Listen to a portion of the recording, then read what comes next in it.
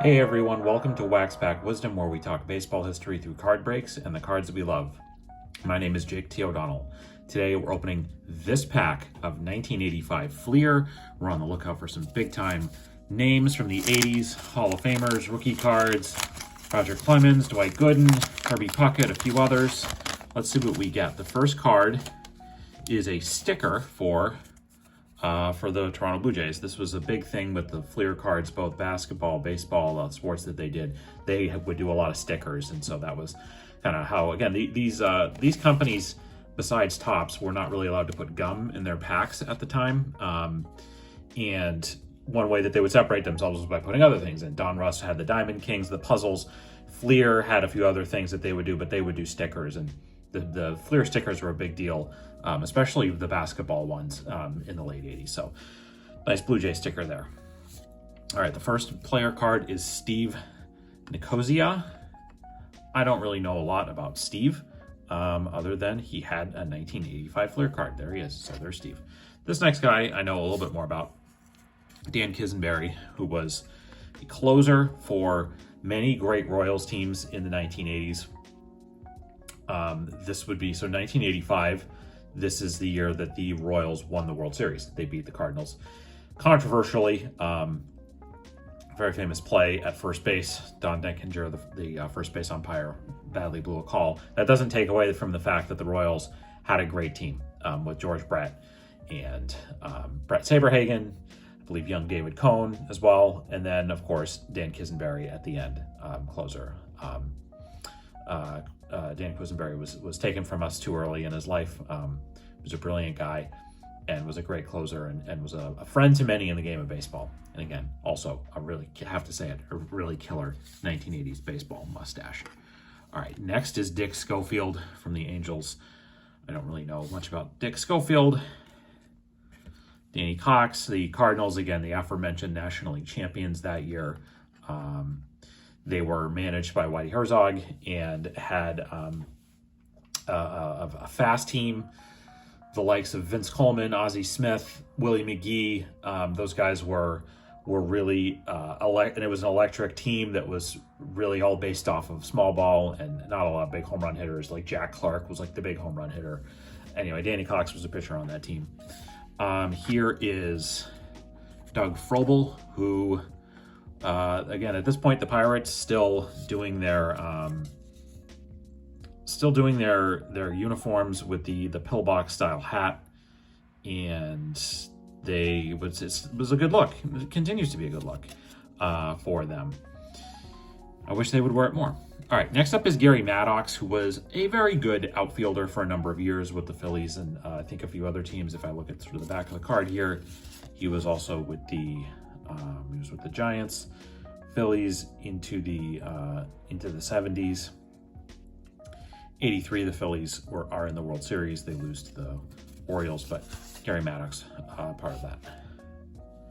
All right, Dave Rozema is next. Again, this would be the year after the Tigers had one of the more dominant teams. One of the most dominant teams of the last 50 years in baseball was the '84 Tigers, and Dave Rozema was part of that. Okay. Next one is a Hall of Famer. We got a Hall of Famer in this pack, and none other than Steve Carlton, the lefty.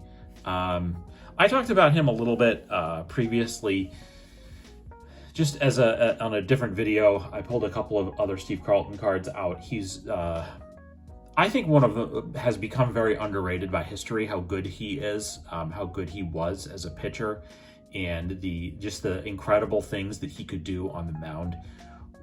I would argue definitely a top 5 left-handed pitcher of all time, up there with Sandy Koufax, Lefty Grove. Randy Johnson is up there on that list for sure. I would say Clayton Kershaw is maybe not in the top 5, but probably in the top 10, top 15. But Carlton is up there with the best of them. Pitched for many, many years. He was I mentioned this in a previous video, that he was like a pioneer in terms of the way that he took care of himself, and which allowed him to pitch very late into his 30s, I believe into his 40s even. So we're kind of nearing the end of his career at this point. His rookie year, his rookie card was 1965.